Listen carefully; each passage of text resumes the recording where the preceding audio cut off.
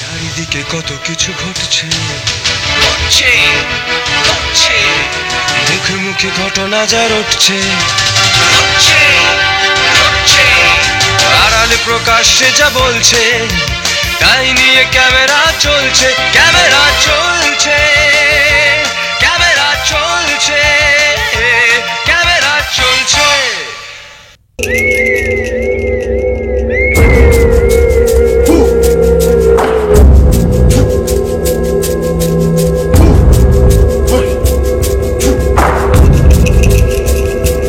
আমার দেশে কাগজ মুদ্রে ফরেস্টারে ধরবে বলে বিপাস, আমরা ফরেস্টারে ধরবে বলে কাগজ মুদ্রে আর গালে খোলে ঠাকুর পুড়ে দেয় আর চাপিয়ে বাড়ি করে আমার দেশে নিয়ে যাবে।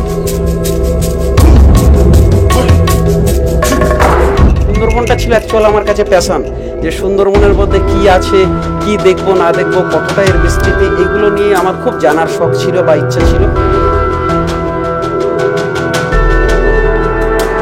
যখন এখানে প্রথম এসেছি নতুন বিয়ে করে, তখন ওই জঙ্গলের দিকে তাকিয়ে থাকতাম আর ঠাকুরকে ডাকতাম কখন আসবে, এই অপেক্ষায় থাকতাম।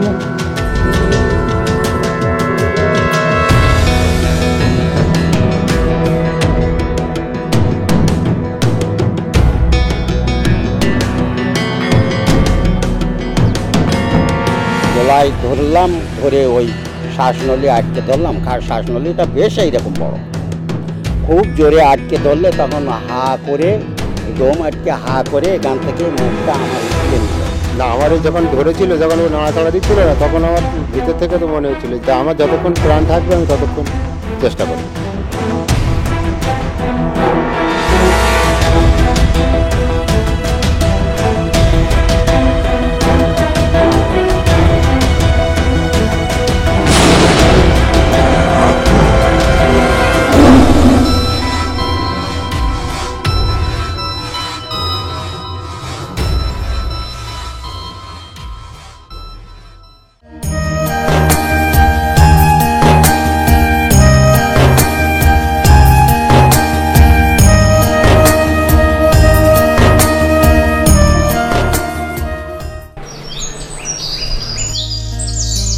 বাবা মা নয়, জেঠু ধনঞ্জয় নায়েক, জেঠিমা চম্পা নায়েকের কাছে বড় হয়েছেন সমাজসেবী অমল নায়েক। খুব কাছ থেকে তিনি দেখেছেন ধনঞ্জয় নায়েক কিভাবে মানুষের সেবা করতেন। ঠিক সেইভাবেই নিজেকে গড়ে তুলেছেন অমল। সেবাব্রতী হয়ে জেঠু ও জেঠিমার নামে গড়ে তুলেছেন এক আশ্রম। সেই আশ্রমের কার্যাবলী প্রত্যক্ষ করতে আমরা পৌঁছে গিয়েছিলাম সুন্দরবনের অন্যতম প্রধান দ্বীপ বাসন্তীর আশ্রমে। সেখানে রয়েছে অনাথ ছেলে, অনাথ মেয়ে এবং অনাথ বয়স্ক মানুষ। তার কর্মকাণ্ড সম্পর্কে শুনে নেব তারই মুখে। সুন্দরবনের অনেক সমস্যা, দীর্ঘ 40 বছর আমি সুন্দরবনের শিক্ষকতা এবং মানুষের সাথে কিছু সেবামূলক কাজ করতে গিয়ে কিছু অভিজ্ঞতা আমার হয়েছে। এবং মূলত সুন্দরবনের যে 3500 কিলোমিটার নদীবাঁধ, যেটা কমে এখন প্রায় 2000 কিলোমিটার হয়েছে, সেই নদীবাঁধ যদি রক্ষা না করা যায় তাহলে আগামী দিনে সুন্দরবনের এক চরমতম সংকটের মধ্যে কিন্তু সুন্দরবনবাসী পড়বে।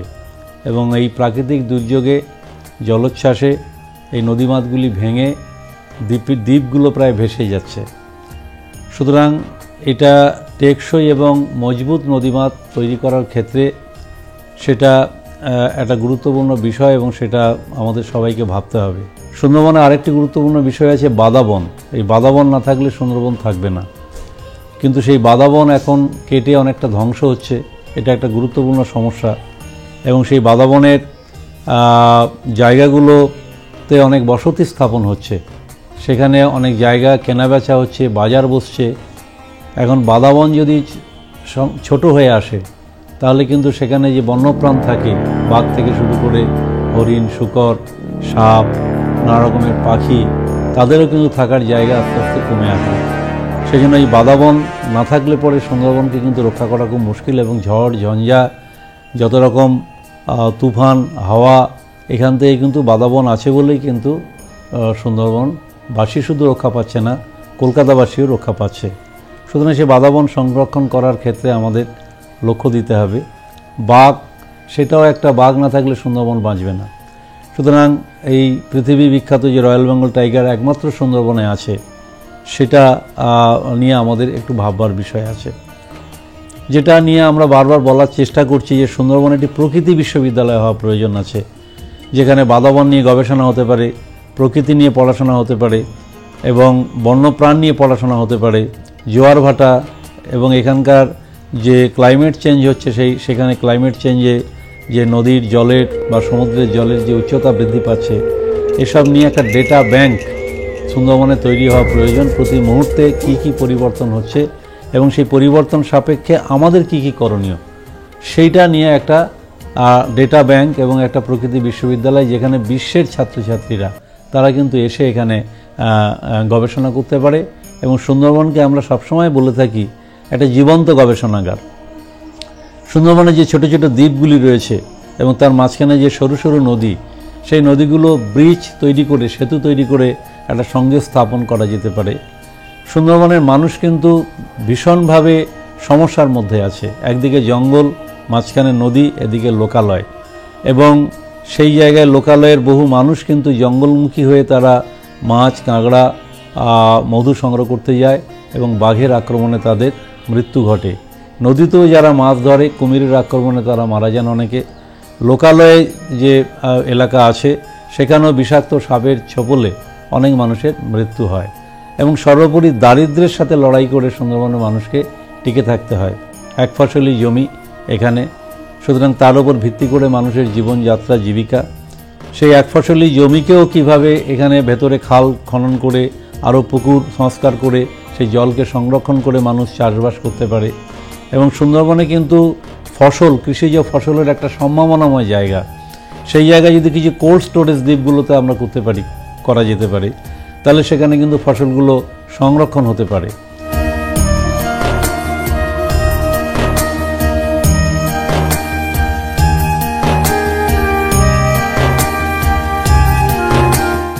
আমরা এখন পাখিরালা লোকালয় এবং সজনেখালি জঙ্গলের মাঝখানে যে গোমন নদী, এই গোমন নদীতে অবস্থান করছি। এই নদীতে এখানকার প্রচুর মায়েরা তারা বাগদা মিন ধরেন এবং অনেক সময় কুমির কামটের আক্রমণে তারা আক্রান্ত হন। আমরা তাদেরকে পুনর্বাসন দিই এবং দেখা যায় যে লবণাক্ত জলে দীর্ঘদিন তারা এই বাগদা মিন ধরার জন্য জাল টানতে টানতে তাদের প্রচুর স্কিন ডিজিজ হয় এবং তাদের ইন্টারনাল অনেক রকম ডিজিজ হয়। আমরা ডাক্তার এনে তাদেরকে ওষুধ দিয়ে সচেতন করে সেইগুলো পরিষেবা দেওয়ার চেষ্টা করি। অমলবাবুর অন্যতম ছাত্র বর্তমানে অধ্যাপক অভয় মণ্ডলের কথায়, স্যারের মতামত, আদর্শ আমাকে খুব অনুপ্রাণিত করেছিল এবং আজও স্যারের সেই আশীর্বাদের হাতটি আমার মাথায় আছে।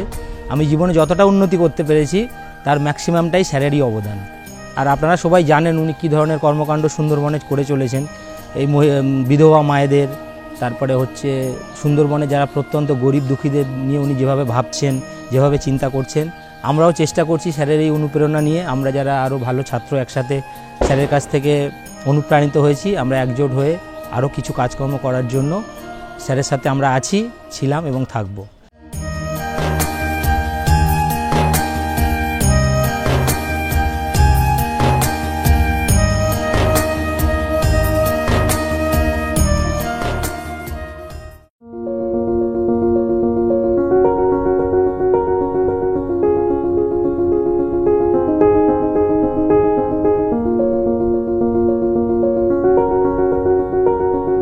শুধু লেখাপড়াই নয়, সাংস্কৃতিক কর্মকাণ্ডের সঙ্গে তারা কিভাবে যুক্ত তা উঠে এলো আমাদের ক্যামেরায়।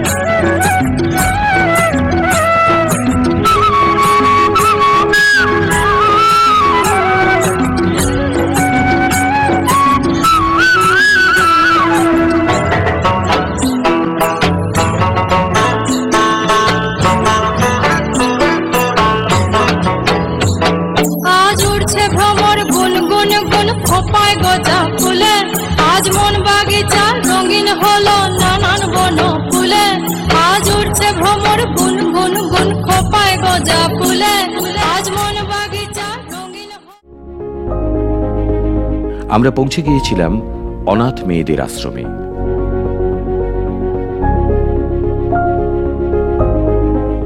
মেতে উঠেছিলাম তাদের সঙ্গে আলাপচারিতায়।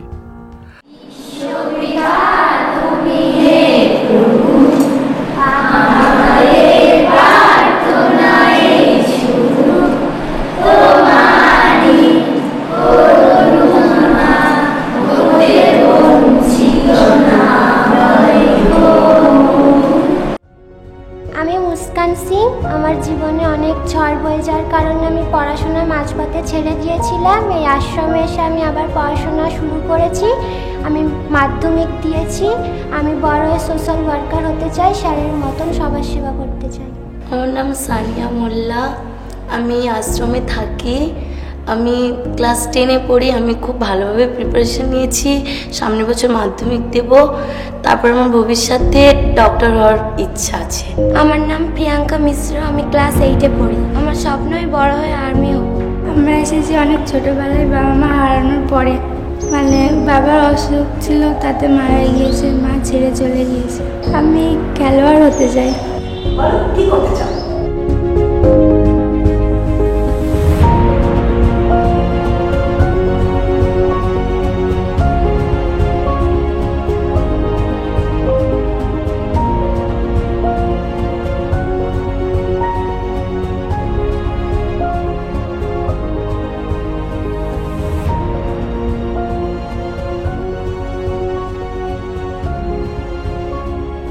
বাইরে কাজ টাজ করতাম, তারপর সন্ধান পেলাম যে এখানে বাবু রাখছেন, আমি সেই জন্য আসলাম। তারপর রাখলো, আমি থাকলাম। ছেলে একজন আছে, সে তার মতন কাজকর্ম করে খায়। গরিব সংসারে যা হয় মা সবাইকের মাকে দেখতে পারে। বাড়ি ঘরটা নেই, আমার মা বাপ তো কেউ নেই। বাড়িতে মানুষ থাকে, যে যেমন পারবে সব নিয়ে নিয়েছে। বোন ভগিন তো নিয়ে নিয়েছে, সব নিয়ে তারাও মারা গেছে, তারাও নেই এখানে নিয়ে বাড়ি। একবার বললে না, আমি বাসি তুলে দিলে, তুমি ছোটো মা কোথায় যাচ্ছে, এখানে থাকো না, তুমি তো খাও এই কটা, তাই এই কটা ভাত দিতে পারো। বললে না, তার একটা ছেলে এখানে টাইমে খেতে তো পাচ্ছি না, এই কটা করে খাই, এই কটা করে খাই আর দিই। খুব ভালো আছে। বাবু আছে, বাবু আমাকে কাপড় চোপড় এটা ওটা দেয়, সব খাবার পেটিয়ে দেয় বাড়িতে।